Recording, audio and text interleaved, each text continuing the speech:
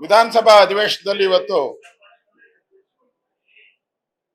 ದ್ವೇಷ ಭಾಷಣದ ಬಿಲ್ ಬಂದಿತ್ತು. ನಿನ್ನೆನೂ ನಾವು ಸ್ಪೀಕರ್ ಹತ್ರ ಕಳೆದ 2 ದಿನದಿಂದ ಮಾತಾಡಿದಿರಿ. ಈ ಬಿಲ್ ಅನ್ನ ನೀವು ತಗೊಳ್ಳಿ, ನಾವು ಅದಕ್ಕೆಲ್ಲರೂ ಕೂಡ ಚರ್ಚೆ ಮಾಡಬೇಕು, ನಮ್ಮೆಲ್ಲಾ ಸದಸ್ಯರು ಕೂಡ ಚರ್ಚೆಯನ್ನ ಭಾಗವಹಿಸ್ತಾರೆ ಅನ್ನೋ ಮಾತನ್ನ ಹೇಳಿದಿರಿ. ಇದು ಬಹಳ ಪ್ರಮುಖವಾದಂತ ಬಿಲ್ಲು. ಈ ಅಸೆಂಬ್ಲಿಯಲ್ಲಿ ಇದು ಬಹಳ ಪ್ರಮುಖವಾದಂತ ಬಿಲ್ಲು. ಇದು ಪತ್ರಿಕಾ ಸ್ವಾತಂತ್ರ್ಯವನ್ನ, ರಾಜಕೀಯ ವಿಶ್ಲೇಷಕರನ್ನ, ಎಲೆಕ್ಟ್ರಾನಿಕ್ ಮೀಡಿಯಾವನ್ನ, ಸೋಷಿಯಲ್ ಮೀಡಿಯಾವನ್ನ ಕಂಟ್ರೋಲ್ ಮಾಡಿ ಅವರ ಕಪಿಮುಷ್ಟಿಯಲ್ಲಿ ಇಟ್ಕೊಳ್ಳೋ ಅಂತ ಬಿಲ್ ಇದು. ಈಗಿರುವಂತ ಕಾನೂನೇನಿದೆ, ಕೇಂದ್ರ ಸರ್ಕಾರ ಮಾಡಿರುವಂತ ಕಾನೂನಲ್ಲಿ BNS ಇದರಲ್ಲಿ ಸಾಕಷ್ಟು ಈ ವಿಚಾರಕ್ಕೆ ಸಂಬಂಧಪಟ್ಟಂತೆ ಕಾನೂನು ಆಗಿದೆ. ಕೇಂದ್ರ ಸರ್ಕಾರನೇ ಮಾಡ್ಬಿಟ್ಟಿದೆ, ಎಲ್ಲಾ ರಾಜ್ಯಕ್ಕೆ ಸಂಬಂಧಪಟ್ಟಿದ್ದು. ಅದರ ಕಾಪಿನೂ ನಾನು ತೋರಿಸಿದ್ದೀನಿ. ಅದರಲ್ಲೇ ಏನೇನ್ ಶಿಕ್ಷೆ, ದ್ವೇಷ ಭಾಷಣಕ್ಕೆ ಏನೇನ್ ಶಿಕ್ಷೆ ಅಂತ ಹೇಳಿದ್ದಾರೆ. ನಾವು ಅದು ಅಷ್ಟಿದ್ರು ಕೂಡ ಸ್ಪೀಕರ್ಗೆ ಗೌರವ ಕೊಟ್ಟು ನೀವು ಚರ್ಚೆಗೆ ಅವಕಾಶ ಕೊಡಿ, ನಾವೆಲ್ಲ ಚರ್ಚೆ ಮಾಡ್ತೀರಿ. ಆಮೇಲೆ ಇದನ್ನ ಸದನ ಸಮಿತಿಗೆ ಒಪ್ಪಿಸ್ಬೇಕು. ಸದನ ಸಮಿತಿಯಲ್ಲಿ ಎಲ್ಲಾ ಪಾರ್ಟಿಯವರು ಇರ್ತಾರೆ, ಚರ್ಚೆ ಆಗ್ಲಿ. ಇವತ್ತು ನೀವ್ ಇರ್ತೀರಾ, 2 ವರ್ಷಕ್ಕೆ ಹಾಳಾಗಿ ಹೋಗ್ತೀರಾ ನೀವೆಲ್ಲ. ಕಾಂಗ್ರೆಸ್ ಪಾರ್ಟಿ ಹಾಳಾಗಿ ಹೋಗ್ತೈತೆ. ಆಮೇಲೆ ಬೇರೆ ಪಾರ್ಟಿ ಬಂದ್ರೆ ಅವ್ರಿಗೂ ಇದು ವೆಪನ್ ಆಗ್ಬಾರ್ದು. ಇದು ಡೆಮಾಕ್ರಸಿ, ಪ್ರಜಾಪ್ರಭುತ್ವ ಉಳಿಸುವಂತ ಒಂದು ಕೆಲಸವನ್ನ ನಾವು ಮಾಡ್ಬೇಕಾಗಿತ್ತು.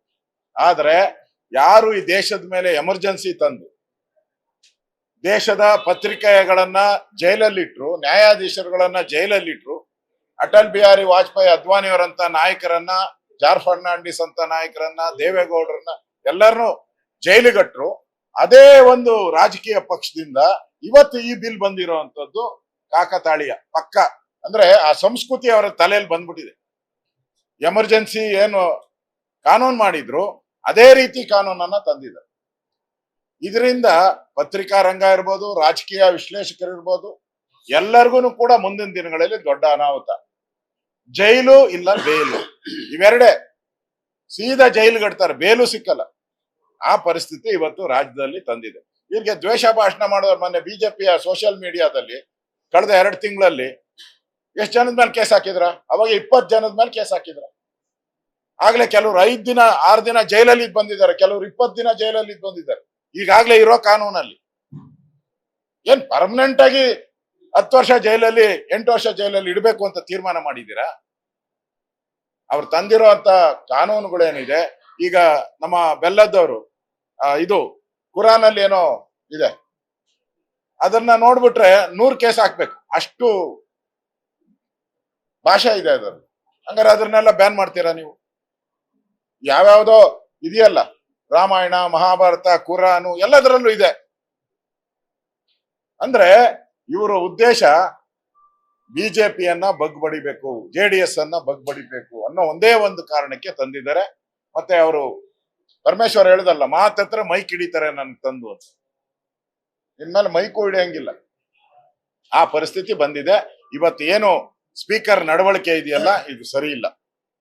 ಯಾವ ಸ್ಪೀಕರ್ನು ಈ ತರ ನೆನ್ನೆನೆ ಸ್ಪೀಕರ್ ಅವರು ಅಧ್ವಾನ ಮಾಡಿದ್ದಾರೆ. ನಮ್ಮ ಇದನ್ನ 0 ಅವರ್ಗೆ ಕೊಟ್ಟು ಹೆರಾಲ್ಡ್ ಪತ್ರಿಕೆಯ ಒಂದು ವಿಚಾರವನ್ನ 0 ಅವರ್ ಬರೋದೇ ಇಲ್ಲ.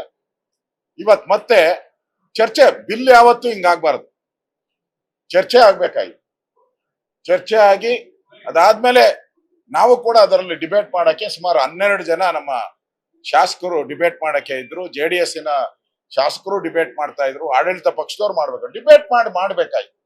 ಅದು ಬಿಟ್ಟು ಏಕಾಏಕಿ ಮಾಡಿದ್ದೀರ ಅಂದ್ರೆ ಮತ್ತೆ ದೌರ್ಜನ್ಯ, ಮತ್ತೆ ಗೂಂಡಾಗಿರಿ, ಮತ್ತೆ ಎಮರ್ಜೆನ್ಸಿಯ ನೆನಪುಗಳು, ಮತ್ತೆ ನಮಗೆ 1975ರ ಎಮರ್ಜೆನ್ಸಿಯ ನೆನಪುಗಳನ್ನ ಮತ್ತೆ ಈ ಸರ್ಕಾರ ತರ್ತಾ ಇದೆ. ಇದು ಖಂಡನೀಯ, ನಾವು ಬಿಡಲ್ಲ. ಮತ್ತೆ ಇದನ್ನ ಹೋರಾಟವನ್ನ ನಾವು ಮಾಡೇ ಮಾಡ್ತೀರಿ. ವಿಧಾನಸಭೆ ಒಳಗಡೆನೆ ಮತ್ತೆ ನಾವು ಹೋರಾಟವನ್ನ ಮಾಡ್ತೀವಿ.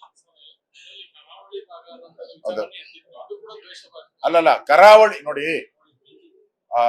ಬೈರ್ತಿ ಸುರೇಶ್ ಅವರು ಕರಾವಳಿ ಭಾಗದ ಜನ ಏನಿದ್ದಾರೆ, ಅವರು ಒಂಥರ ಏನೋ ಬೆಂಕಿ ಹೆಚ್ಚೋರು.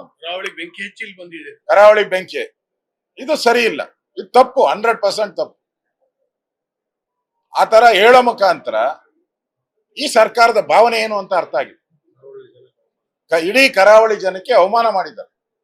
ಅದು ಮಂಗಳೂರು ಇರ್ಬೋದು, ಉಡುಪಿ ಇರ್ಬೋದು, ದಕ್ಷಿಣ ಕನ್ನಡ ಇರ್ಬೋದು, ಈ ಭಾಗದ ಜನ, 3 ಜಿಲ್ಲೆಗಳ ಜನಕ್ಕೆ ಒಂದು ರೀತಿ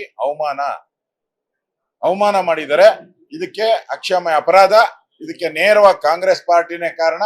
ಸ್ಪೀಕರ್ ಅವರು ಕೂಡಲೇ ಈ ಬಿಲ್ ಏನಿದೆ ಅದನ್ನ ಮತ್ತೆ ಪರಿಶೀಲನೆ ಮಾಡ್ಬೇಕು. ಇಲ್ಲ ಅಂತ ಹೇಳಿದ್ರೆ ನಾವು ಮತ್ತೆ ಹೋರಾಟವನ್ನ ನಾವು ಮಾಡ್ತೀವಿ. ನ್ಯೂಸ್ ಫಸ್ಟ್, ನಿರ್ಭೀತಿಯಿಂದ ನಿಮ್ಮ ಪರವಾಗಿ.